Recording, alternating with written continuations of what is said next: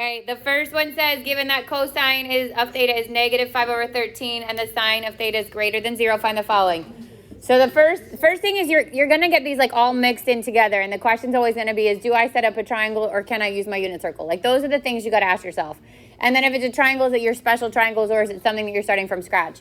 If your trig values are not unit circle based, if you don't see a half or root 3 over 2 or 1 or root 2 over 2 or 0, then you're always setting up a right triangle. So this one starts that way. I'm going to set up a right triangle, and you could literally draw in any direction as long as you remember that it may not make sense with your positive and negatives once you figure out what they are. If you want to figure out the quadrant first so that it goes in that direction, you can also do that. So if I just do the values first, if I did cosine was negative 5 over 13, I know that adjacent is negative 5 and the hypotenuse is 13 because my hypotenuse can never be negative. It's always positive. And so the negative would go with the 5. But then the question becomes the remaining side, which I know the value is 12.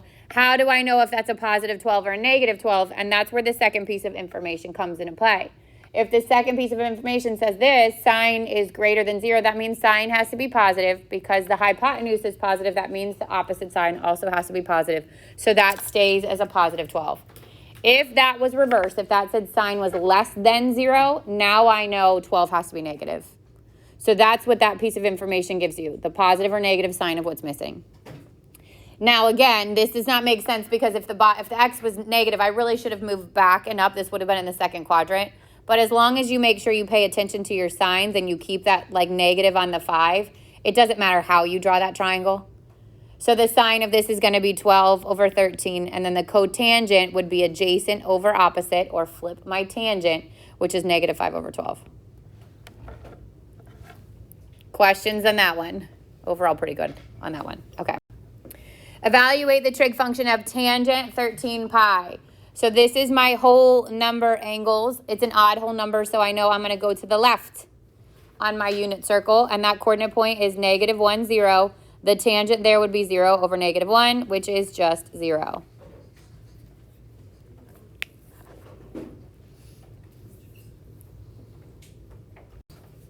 Four says find the reference angle.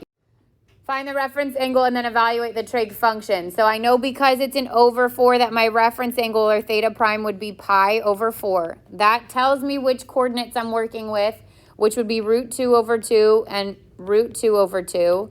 My tangent here would be 1, and I would know that because I know my unit circle. Then you have to figure out what quadrant secant or what quadrant negative pi over 4 lies in. Remember, there's two ways to do the negative. One is go to the positive and then fold it along the x-axis like a hamburger, and this is where it would be negative. The other way to do it is just work clockwise instead of counterclockwise. It's bigger than a half pi, but less than a whole, so that's going to go in my third quadrant. In the third quadrant, it's a negative x and a negative y. The tangent would have stayed positive. Wait, if pi over 4 is in the first quadrant, how'd you get all of it? So the pi over 4 just gives me the values, not the positive negative signs. The location of the original gives me the positive negative signs. Okay, can you like work out again how you got from like how you used it? So you can either do like this on my unit circle. This is where positive 3 pi over 4 is. And then you could literally fold it in half like a hamburger, and where it overlaps is where the negative is. Or go clockwise instead of counterclockwise, right? So if it was positive, I'd go this way, but if it's negative, I go the other way. And 3/4 is in between a half and 1, so I know it's in that second quadrant moving clockwise, which would be the third quadrant. So now I know that the secant is the reciprocal of my cosine. I would do negative 2 root 2. I would rationalize it. You can also learn these because they're always going to be the same. Negative 2 root 2 over 2, which is negative root 2. Dylan. So at the end you found the secant of it? Yep. Okay, and then what would you do if it wasn't a unit circle base? Then you would have to have a calculator. And you just plug it in and use with the radius? Yep. If you just like didn't know the way to move around the circle, but you knew like the sign, I guess you kind of like let's say you didn't know the way to move around the circle, but you know that in the third quadrant. But how do you know it's in the third quadrant? That's the first question. Hang on. Right? You have to know where it is. So the values will get you some partial credit unless it was multiple choice. If it's multiple choice, it's all or nothing. So a multiple choice, you grab the positive root 2 over a negative root 2, you're done. And this test is a mix. Like I'm going to mix it up. So it's going to be a mix of multiple choice and then open-ended. You're going to see today, like we're going to graph. So that stuff will be open-ended. And there will be a couple other things like that. But there are going to be some multiple choice questions, which is all or nothing. Yeah. Or it's very good. It depends on how you look at it. JP, what's your question? Okay. I mean, it's easier to grade. So, in my opinion. All right. Find the reference angle, then evaluate the trig function. What's the reference angle here? Quick. Pi over 6. What's the coordinate point at pi over 6? Quick. Good. We're getting warmer. We're getting better at it. Then where is 13 pi over 6? That would be what in mixed number form? 2 and 1/6 pi, or 2 and pi over 6. Even. On the right, 1/6 is the first one I'm going to hit. So this is in quadrant 1, which tells me what about my positive, negative signs? They're all positive. So sine's going to be positive, cosine's going to be positive, tangent's going to be positive. This just wants the sine. Sine is positive 1/2.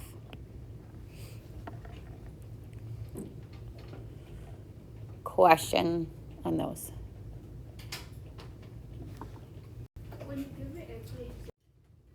All right, the points on the terminal side of an angle in standard position determine the exact values of the 6 trig functions of the angle. So the -3, -5 means I'm going to move left 3, and then I'm going to move down 5. I close in my triangle. I put theta in the little corner. That's the angle, connects the angle to the x-axis. Is this a 3, 4, 5? No, why not? Good. The 5 would have to be the hypotenuse, and it's not. So I would do -3 squared plus -5 squared. The negatives really don't matter because they're always going to go away. 9 plus 25 equals c squared. C squared equals the square root of 34. Positive or negative? Positive. Why? Hypotenuse is always positive. Radius, hypotenuse, always positive. Okay? So now I'm going to find the 6 trig functions. Sine theta, cosine theta, tangent of theta, cosecant of theta, secant of theta, and cotangent of theta. Sine would be opposite over hypotenuse, so -5 over the square root of 34, which gets rationalized to -5 root 34 over 34. Cosine -3 root over root 34, which gets rationalized, -3 root 34 over 34. And tangent opposite over adjacent, both negative, so it goes to positive 5/3. Makes sense because in my third quadrant, tangent's positive. Then I flip them, but I flip them before I rationalize, right? So I'm going to come back to this step, and I get negative root 34 over 5. I'd get negative root 34 over 3, and I'd get a positive 3/5.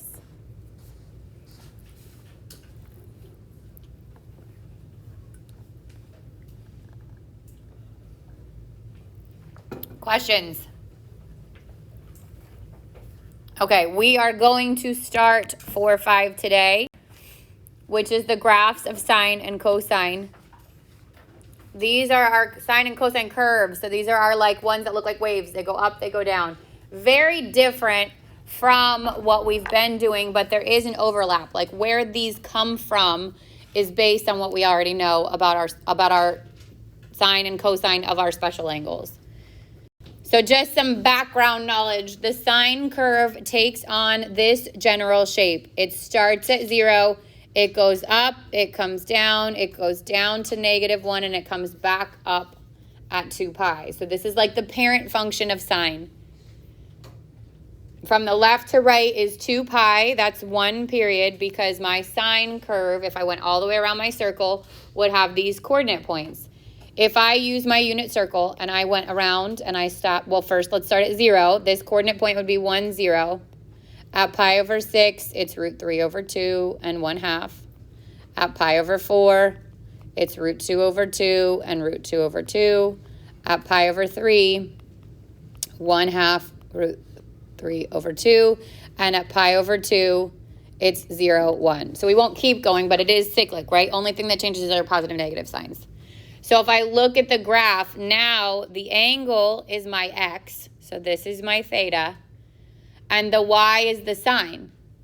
So at 0 degrees, my sine is 0, or 0 radians, sorry. My sine is 0, which is why that coordinate point is there. At pi over 6, my coordinate point is 1/2, which is why this point is here. My pi over 3, I'm at root 3 over 2. At pi over 2, it's positive 1. And then it would keep going down in this direction and make its way back up so that it goes back to 0 when it wraps all the way around. You don't need to know those specific angles. I'm going to teach you a different way to do it. But just know that this is where the overall shape comes from. So I'm going to teach you a way to find, there are 5 key points. Here to here would be 5 key points. And I'm going to teach you how to know those key points.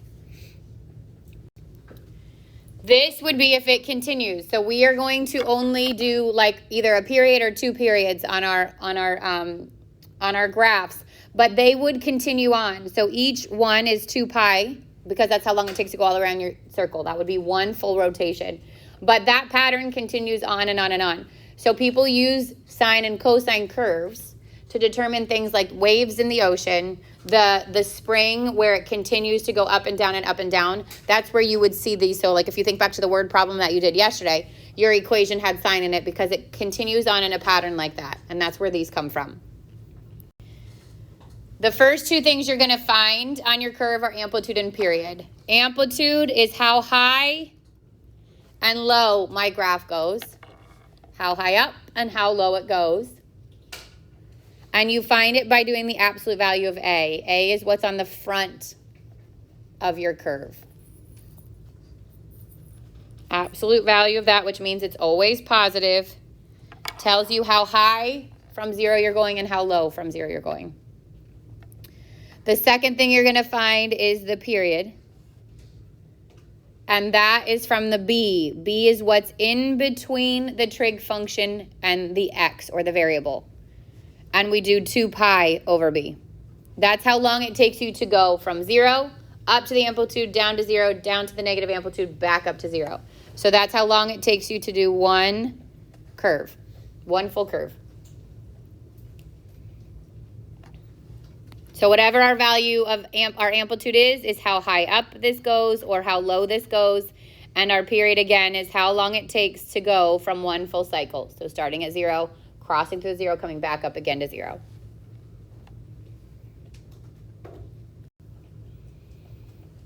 Okay, this I'm going to change just a little bit. So the first step is still the same. We're going to identify the amplitude and the period. Again, amplitude is absolute value of A. Period is 2 pi over B.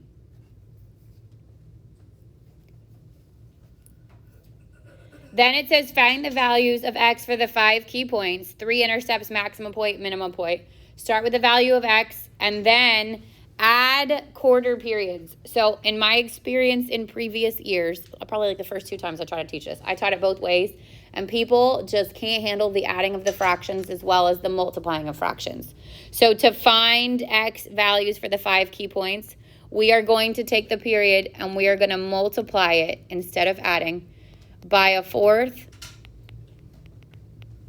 by a half, and by a 3/4. So instead of doing this add, we're going to multiply.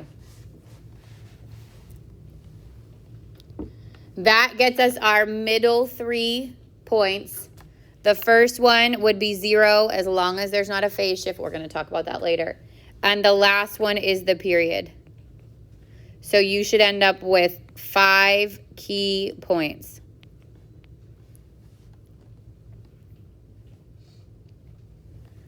Then you're going to plot those key points on your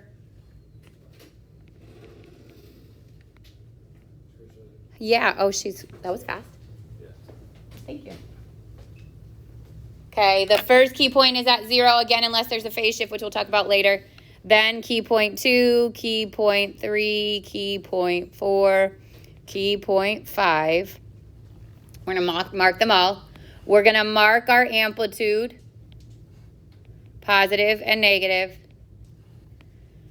And then if it's sine, we start at 0. We go up to the amplitude, back down, down to negative amplitude, back up, and then we connect our curve. So So that's this step. Step 4. Mark your 5 key points on your x-axis. Mark your positive amplitude, your negative amplitude. Start at 0, go up to the amplitude, down to 0, down to the negative amplitude, back up to 0. Yeah, we'll figure out those key points and then you'll plot those key points. And then that last step says extend the graph in step 4 to the left or right as desired. So this is 1 period, okay, the way that we just did it. If it says to graph 2 periods, you literally just need to extend it out in either direction. I don't need you to find those exact points. You can just follow your spacing as it already was and kind of just eyeball it and mark it. But that would be if it wanted more than 1 period.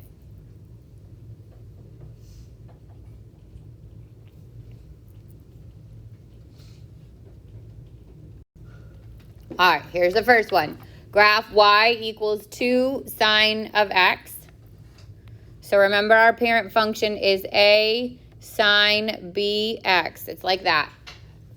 So the first thing we're going to identify is that it's sine because eventually these are going to get mixed in with cosine, tangent, cotangent, cosecant, secant. Like all of them are get mixed together. So you're going to remember that this is sine. Then I find the amplitude. So the absolute value of a is my amplitude. What's the a in this equation?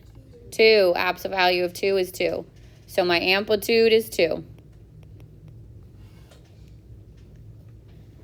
Then I find the period. So the period is 2 pi over b. What's the b? 1. There's nothing else in between sine and x, right? So the b is 1. So 2 pi over 1 would just be 1. I mean, just be 2 pi, sorry. So the period is 2 pi.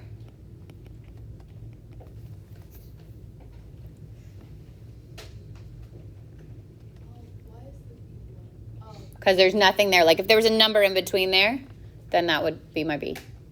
All right, so now my first key point is 0, sorry, because there's no phase shift. Again, we'll get into phase shift. It's not happening yet. If we add or subtract, that's when the phase shift happens. The second key point is going to be the period, which is 2 pi times a fourth, then 2 pi times a half, then 2 pi times 3/4, and then the last one is the period, which is 2 pi. Unless there's a phase shift, yeah, which we'll talk about when we get there. So then we simplify. So 2 goes into 4 twice. This is pi over 2. 2's cancel, and I get pi. 2 goes into 4 twice. 3 pi over 2, and just 2 pi. So first key point, second, third, fourth, fifth.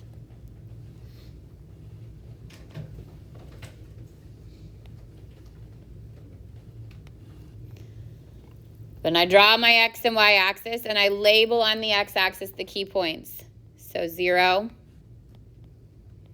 pi over 2, pi, 3 pi over 2, 2 pi. And my amplitude, which is positive 2, I mark it at the positive, I mark it at the negative. So if it's just like a blank line, as long as you sort of equally space them, it's fine. There are times in which you might get something where it gives you a graph, like it says here 0 to 2 pi, and so the spacing needs to be there. Because this is what's going to stretch and shrink when we get to it's called a phase, it's called like the horizontal shift. It's going to be a period shift. It would shrink or stretch. But if it's blank, as long as you just mark them, that's what I'm looking for. So like when you get to this point on the test, you're going to get a line that says identify amplitude, and there's a line, period, and there's a line, and then it's going to get to phase shift and vertical shift, which we'll talk about in a little bit. And then on your graph are going to be your key points. So as long as they're on there and they're relatively equal spaced, okay? Now I'm going to plot my coordinate points. So remember, sine's going to start at the 0, 0. It's going to go up to the amplitude at the next key point. It's going to come back down to 0 at the next key point. It's going to come back down to -2, and then it's going to go back up to the positive, or to the 0. And then I just draw my curve. That's one cycle of pi, or one period. Of sine. There's no what? No. It would just continue on and on and on and on and on.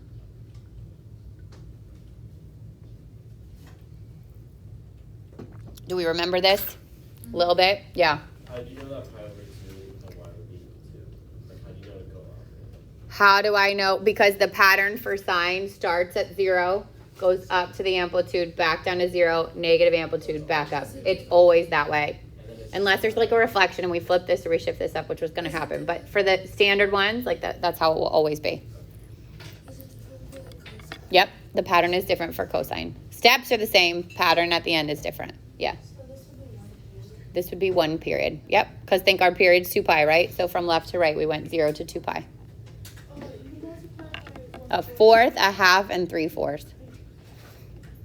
Which is the same thing as like the book says, multiply it by a fourth and then add that each time. You could do that too. In my experience, the multiplying is much more successful than the adding, but you could. This is not the only way to do this. Yep. Oh, sorry. All right, so what's different with this one? Now the amplitude's a half.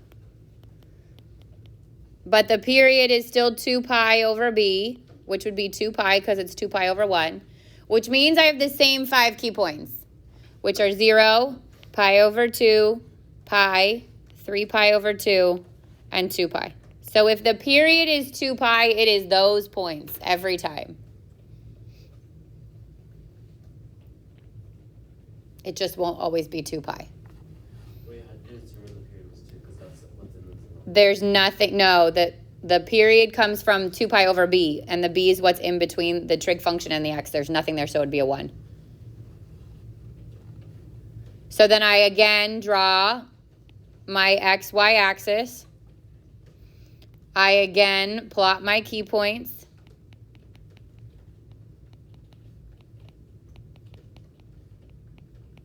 And this time, if this is 1, my amplitude is only at a half. So this should be shorter than the other one, or more condensed vertically. I start at 0, I go up to a half, I come back down to pi, I go to negative a half, I go back up to 0. So an amplitude, stretch, and shrink is going to make it taller or flatter. Yep. It doesn't always go up first, right? Correct. So if there's a negative, which I think is what's coming, if there's a negative, flips it upside down. Questions on that one?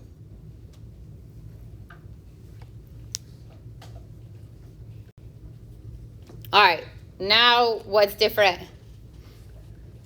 There's a B. Okay, so I'm going to start the same way. I'm going to say the amplitude is still the absolute value of 3, which is still 3. The B is 2, so the period is 2 pi over 2, which is pi. My first key point is still 0, but the second one is now pi times a fourth, then pi times a half, then pi times 3/4, and the last one is pi. So 0 is still the first one, then it's pi over 4, then it's pi over 2, then it's 3 pi over 4, and the last one would be pi. Then I draw, I don't know if I went high enough because I have 3, but we'll stay there. Now, if I had overlapped this on the last graph, it would be taller and it would take up half the distance. It would be squished in comparison to it because this is going to complete the whole cycle by pi instead of by 2 pi. But I'm just going to mark them. Again, they don't have to be perfect. Technically, this would be half the distance than it was before. As long as you mark them correctly, I'm not going to take points off for the width in which you mark them. Then 1, 2, 3 is my amplitude. 1, 2, 3 is the negative amplitude. I start at 0. I'd go up to 3. I come back down to 0, negative 3, and back up to 0. So again, if I was comparing this with either the parent function or the last one, it is taller because the amplitude is 3. And it is horizontally shrunk because the period is pi instead of 2 pi. Is this time, the B is pi.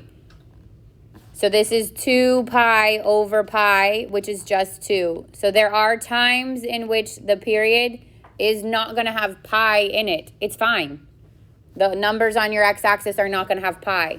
Okay? It's totally fine. It's going to be 0, a half, 1, 3.5, or 3 halves, and then 2. Totally fine. Okay? So don't freak out if there's no pi in the period. It doesn't mean it's wrong. Everything else is still the same. The initial one or the one I added on? So b is pi. So it'd be 2 pi over pi, which is just 2. And then I'd do 2 times a fourth, times a half, and 3/4. Everything's the same. It just doesn't have pi in the answer. Let me come back to phase shift. Let me go. Cosine is exactly the same process as sine. Absolute value of A is your amplitude. B, 2 pi over B is your period. You do a fourth, a half, 3/4. All of that is exactly the same. The only thing different with cosine is the general shape. So notice that this one starts at the amplitude. It goes down to 0, negative amplitude, up to 0, up to positive amplitude. So everything else is exactly the same, okay? I did on the actual assignment say day 1 and then gave you the questions that you can actually start to do for day 1. Like I said, it will feel like a very long homework assignment if you try to do this all in one day. You do have the benefit of like Thursday being a day off, but I would not want to have to be doing homework on my day off. So if you want to get a head start, it's not going to be due till Friday, but you can definitely get a head start based on what we did today.